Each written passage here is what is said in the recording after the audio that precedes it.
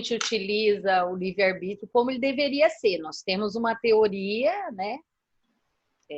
Que é isso que o Eliseu colocou, mas nem sempre a gente aceita essas provas como um aprendizado. Às vezes a gente recusa o aprendizado, né? Porque às vezes a gente... eu faço uma distinção aí da dor e do sofrimento, porque a dor ela vem, só que a gente não precisa sofrer. Mas às vezes a gente sofre por questão eu acho que da personalidade congênita mesmo, né? Que a gente não aceita aquilo que a gente tem que trabalhar, a gente não consegue se ver. Tem uma resistência pela inferioridade do ego, né? Tô usando os termos da BPR, acho que isso está correto, né? Tanto a personalidade congênita como... Eu acho que é isso. Às vezes nós não aceitamos, né? O nosso ego, acho que a inferioridade do ego, que tem essa questão do sentimento do orgulho, impede que a gente aceite, né? Porque a gente acredita que a gente já chegou lá, que a gente já tem uma perfeição numa área, e não tem, né? A gente está muito aquém, e a gente sempre acha que nós temos a tendência de achar que a gente está mais na frente. Ok, Leila. Alguém respondeu diferente da Leila e do Eliseu? Como a gente está utilizando o livre-arbítrio? Eu acho que, se fosse acrescentar alguma coisa, acho que é algo que a gente já até comentou aqui, que quanto maior o nosso nível consciencial, quanto mais a gente cresce em consciência, nosso livre-arbítrio, de uma certa maneira, vai diminuindo, né? Porque a gente já não é capaz de fazer qualquer coisa simplesmente para atender o nosso ego, né? Já existe uma consciência ampliada. Acho que é isso, tem esse aspecto também. Vocês concordam que dentro da PR, o nosso livre-arbítrio só tem duas opções?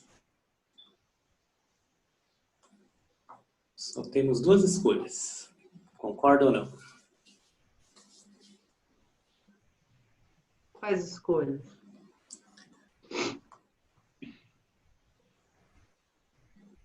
Ou a gente segue a versão espírito ou a versão pessoa. Simples assim. Alguém discorda?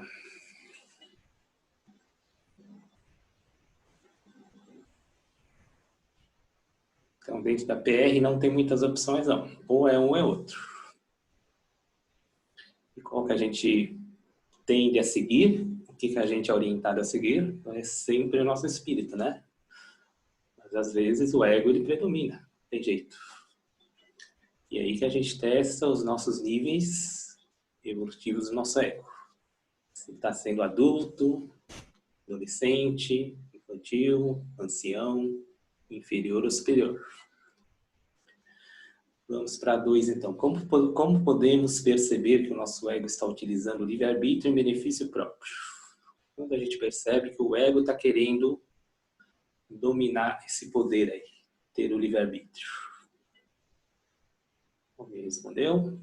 Bom, para começar, quando que a gente percebe que é o nosso ego que está querendo tomar a frente ali? Está querendo predominar. Quando é que a gente percebe que é o ego, que é o espírito? Quando a gente se sente superior, melhor que o outro. O que mais?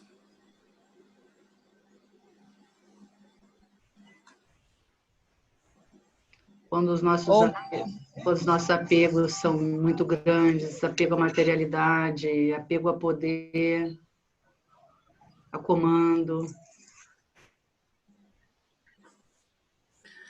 O que mais? Vamos lá. Ou menor também, né? Ou se sente o tempo inteiro diminuído, que entra no vitimismo. O ego também traz isso para nós. As duas vertentes. Então, diante de uma situação que a gente tem que tomar uma decisão, quando a gente percebe que é o ego, que é o espírito.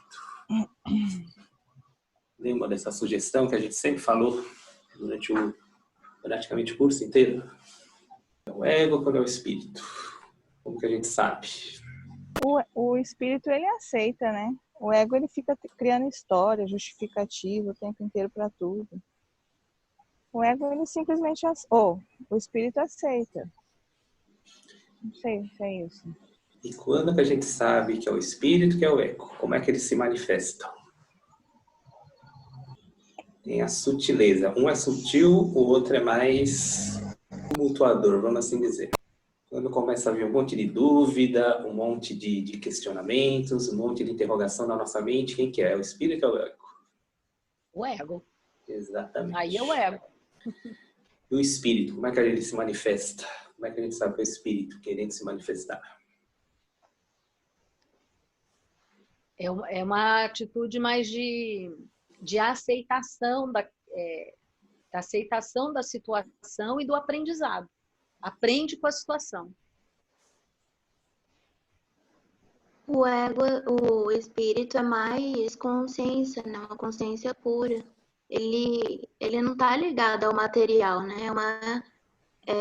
Ele é uma essência, assim, imaterial. Então, eu acho que quando não está ligado muito à terra, às coisas que a gente tem, mais pura consciência, mais ligado ao emocional, eu acho que aí é o nosso espírito. E aí, como é que o espírito vem, a voz do espírito vem através de corpo? Como é que ele se manifesta? Essa voz do espírito aí, do nosso eu superior. Por uma intuição, não é? Exatamente. Intuição, voz do coração, seja lá o que for. Uma coisa muito mais sutil. Até a respiração, né? Sim. Os sentidos do nosso corpo. Uma coisa sutil, clara e direta, objetiva, não tem rodeios, não tem alarde, não tem balbúrdia. Ele é claro, reto e objetivo. Quantas vezes a gente ignorou a nossa intuição, nossa voz do coração, achando que era bobagem? O ego faz tudo para que pareça que seja bobagem, que seja coisa da nossa cabeça. Realmente é da nossa cabeça, é da nossa mente. E assim, falando por mim, a intuição sempre vem primeiro. Primeiro vem a intuição, aí depois é o ego querendo, né, justificar para querer tomar o poder. Não sei se com vocês funciona assim também. Cada um tem uma maneira de perceber, né? Como é que o ego age, como é que o espírito age. Olha só, Márcio. Gente, eu conversei com o Augusto, que é meu menor, falei assim, Augusto, tem que, né, perceber que algumas atitudes suas, pode ser seu ego. Conversar com ele, né? E falei assim, você tem que seguir sua intuição. Ele falou assim, mãe, mas isso aí fui eu que quis mesmo. É minha cabeça que tá querendo mesmo. É muito engraçado, porque a gente, às vezes, não sabe discernir, né?